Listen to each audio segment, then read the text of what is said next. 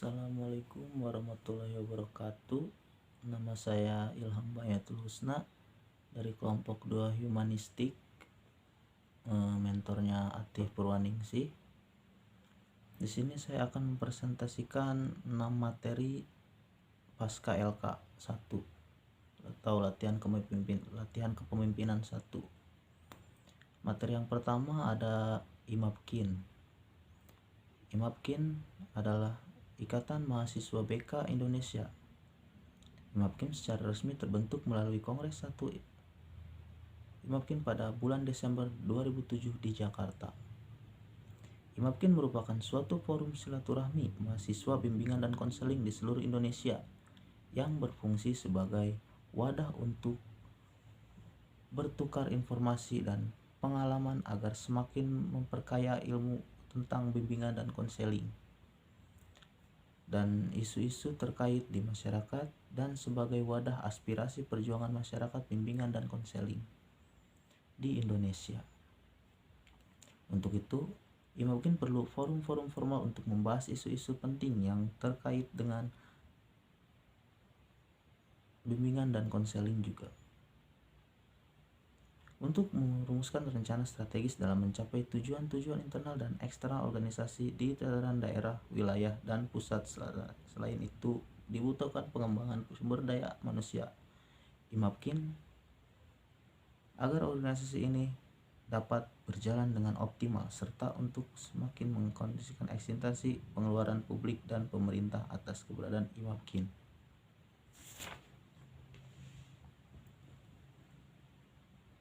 Tujuan IMAPKIN di sini yaitu agar menambah relasi antara mahasiswa BK di Indonesia, dan menurut saya dengan diadakannya IMAPKIN ini ya memang efektif, karena dimana ketika lulus dari universitas, jika mempunyai ikatan seperti itu, mereka akan semakin mudah untuk memberi kabar, memberi peluang-peluang kerja. Seperti yang kita tahu, bimbingan dan konseling peluang kerjanya sangat luas. Maka dari itu sangat penting dibentuk ikatan mahasiswa, apalagi se-Indonesia, yang akan memberikan dampak positif ke depannya. Dan juga untuk lingkungan sekitar, masyarakat, dan juga satu Indonesia. Dan materi yang kedua ada public speaking. Public speaking merupakan kegiatan komunikasi lisan yang dilakukan secara langsung di muka umum atau di hadapan sekelompok orang. Contohnya, kita berbicara depan banyak orang, seperti presentasi, pidato, dan ceramah, dan masih banyak yang lainnya. Tips-tips public speaking. Public speaking memiliki tips-tips tersendiri, yaitu kenali tujuan dari audiens yang baik, pastinya memiliki tujuan dan menginginkan agar apa yang kamu sampaikan dapat diterima oleh audiens dengan baik. Oleh karena itu, sebelum menyusun materi, harus lebih dahulu tahu apa yang menjadi tujuanmu. Lalu, susun poin-poin yang ingin disampaikan. Dengan durasi waktu yang ada, mungkin kamu harus bisa mengatur materimu.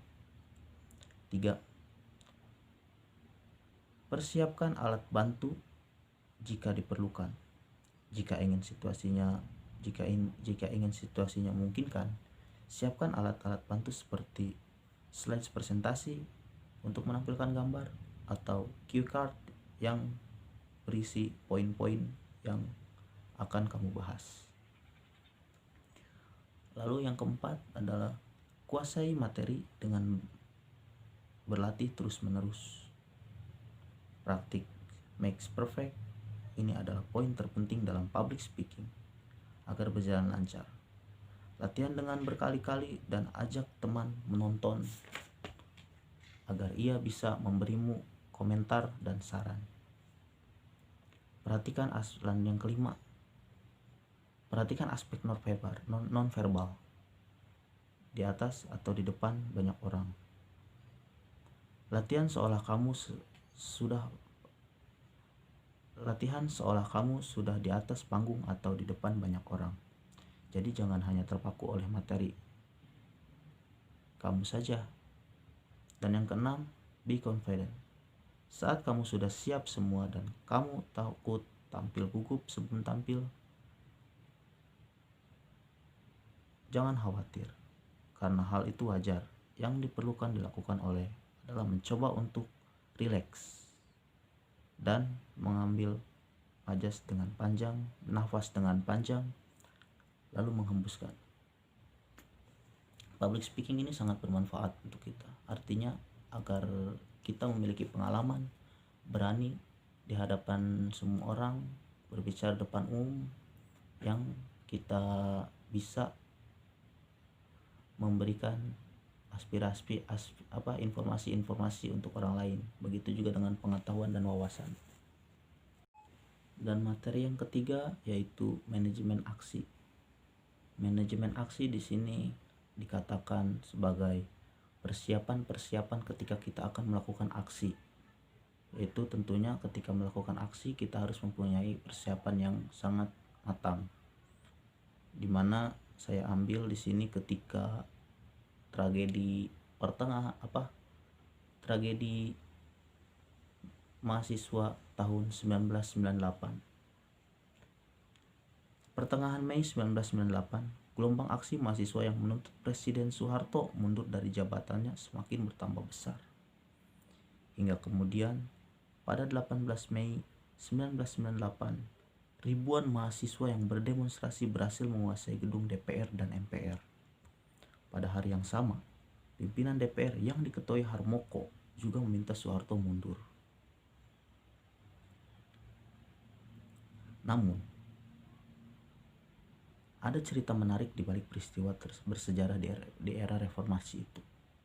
Salah satu aktivis 1998, Muhammad Syafi'i Ali atau akrab disapa Syafiq Ali, menuturkan bahwa saat itu mahasiswa yang tergabung dalam organisasi Forum Kota tidak berencana untuk menduduki gedung DPR. Saat itu, masa Forkot yang terdiri dari 9.000 mahasiswa merupakan masa aksi yang pertama kali merengsek ke kawasan gedung DPR. Memang yang pertama kali masuk ke DPR dalam jumlah besar memang Forkot sekitar 7.000 sampai 9.000 orang, tapi sebenarnya kami juga nggak ada rencana menduduki gedung DPR, ujar Syafiq dalam satu meja. Menurut Syafiq, Forkot sudah mulai aksi menuntut Soeharto mundur sejak 1997. Demonstrasi bermula aksi mimbar bebas yang diadakan di beberapa kampus. Aksi tersebut kemudian diikuti oleh organisasi mahasiswa lainnya, termasuk demonstrasi besar mahasiswa Universitas Trisakti pada 12 Mei 1998. Demonstrasi di depan kampus Universitas Trisakti itu sendiri kemudian berubah menjadi tragedi. 4 mahasiswa Trisakti tewas akibat ditembak peluru tajam oleh aparat keamanan. Selain itu, lebih dari 200 orang mahasiswa terluka akibat ditembak peluru karet, peluru tajam, hingga aksi kekerasan dilakukan aparat keamanan. Intinya pada 1998 Indonesia mengalami pukulan terberat, krisis ekonomi yang menerkam Asia Timur. Maka dari itu mahasiswa melakukan aksi karena ia tidak ingin ekonomi di Indonesia itu semakin merosot dikarenakan kelalaian pemerintahan dalam mengelola pemerintahannya. Materi keempat yaitu adalah analisis SWOT. Pengertian analisis SWOT adalah suatu metode perencanaan strategis untuk dapat mengevaluasi faktor-faktor yang berpengaruh dalam usaha mencapai tujuan, yaitu ada kekuatan, S-nya kekuatan, strengths, dan W-nya weaknesses, yaitu kelemahan, O-nya opportunities, peluang, T-nya threats, hambat dan atau hambatan. Istilah analisis SWOT seringkali kita temukan dalam suatu ruang lingkup ekonomi dan bisnis. Metode analisis ini tujuannya adalah untuk dapat menggambarkan situasi dan kondisi yang sedang dihadapi dan bukan merupakan alat analisis yang dapat memberikan solusi terhadap masalah yang dihadapi. Kita ambil contoh di dalam suatu perusahaan. Analisis SWOT ini berperan penting dalam bisnis karena tujuannya untuk membuat kerangka suatu situasi dan kondisi dalam suatu perusahaan dari sudut pandang SWOT, strength, weaknesses, opportunities, dan threats.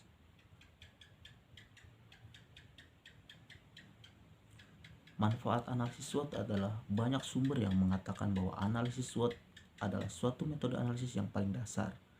Analisis ini bermanfaat untuk dapat mengetahui suatu permasalahan dari 4 sisi yang berbeda, yaitu kekuatan, kelemahan, peluang, dan ancaman yang dimiliki oleh sebuah perusahaan.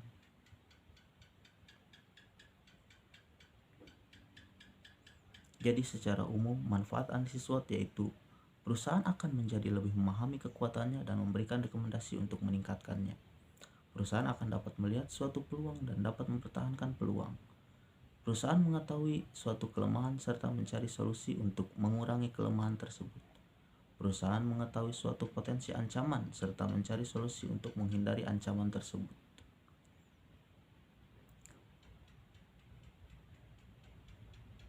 Faktor yang mempengaruhi analisis SWOT ada faktor internal, yaitu faktor yang berasal dari dalam suatu perusahaan.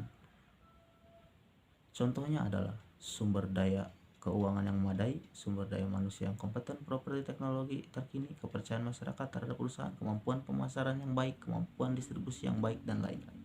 Adapun faktor eksternal yang berasal dari luar perusahaan, yaitu tren bisnis, budaya masyarakat, sosial politik dan ideologi, kondisi perekonomian suatu negara, peraturan dan kebijakan pemerintahan, perkembangan teknologi, dan lain-lain. Yang kelima, ada materi tentang teori kepemimpinan. Pengertian kepemimpinan secara umum adalah sebuah kemampuan yang terdapat di dalam diri seseorang untuk bisa memengaruhi orang lain atau memandu pihak tertentu untuk mencapai tujuan.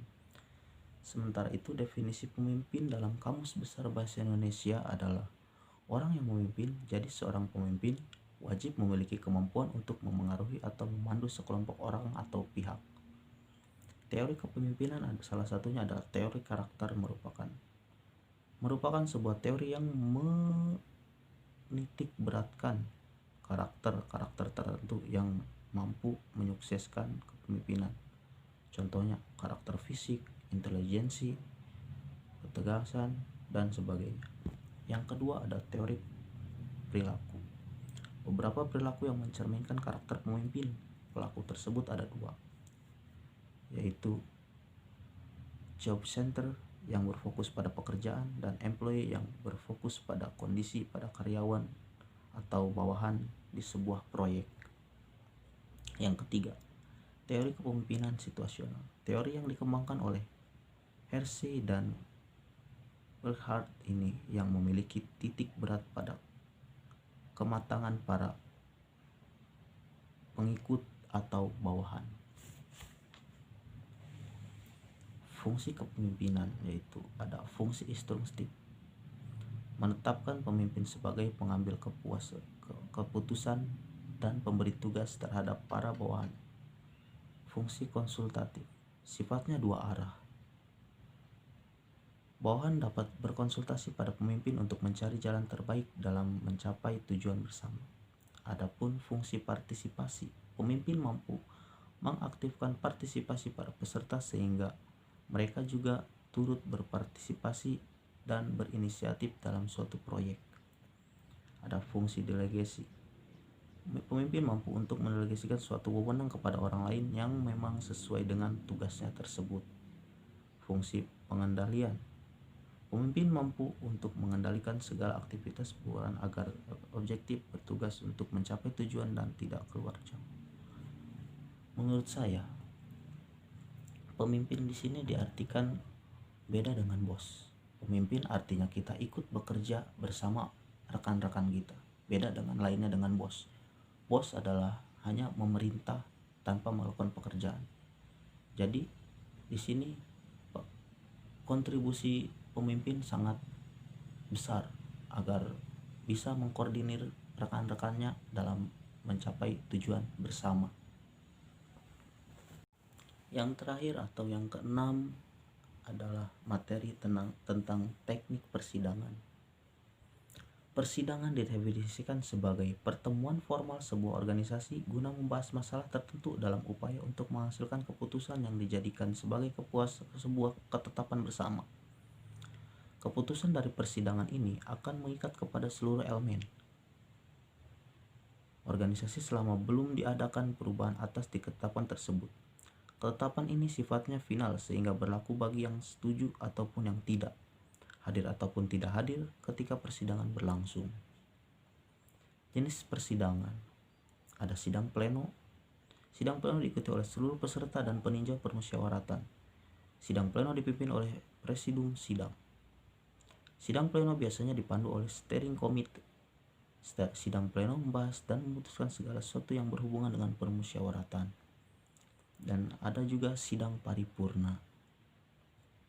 Sidang paripurna diikuti oleh seluruh peserta dan peninjauan permusyawaratan. Sidang paripurna dipimpin oleh presidium sidang. Sidang paripurna mengesahkan segala ketetapan dan keputusan yang berhubungan dengan permusyawaratan. Dan ada juga sidang komisi. Sidang komisi diikuti oleh anggota masing-masing komisi. Anggota masing-masing komisi adalah peserta dan peninjauan yang ditentukan oleh sidang pleno. Sidang komisi dipimpin oleh seorang pimpinan dibantu seorang sekretaris sidang komisi. Pimpinan sidang komisi dipilih dari dan oleh anggota komisi dalam komisi tersebut. Sidang komisi membahas materi-materi yang menjadi tugas dan komisi yang bersangkutan. Aturan umum dalam sebuah persidangan. Ada peserta penuh. Hak peserta penuh, hak bicara adalah untuk bertanya, mengeluarkan pendapat, dan mengajukan usulan kepada pimpinan baik secara lisan maupun tertulis. Hak suara adalah hak untuk ikut ambil bagian dalam pengambilan keputusan.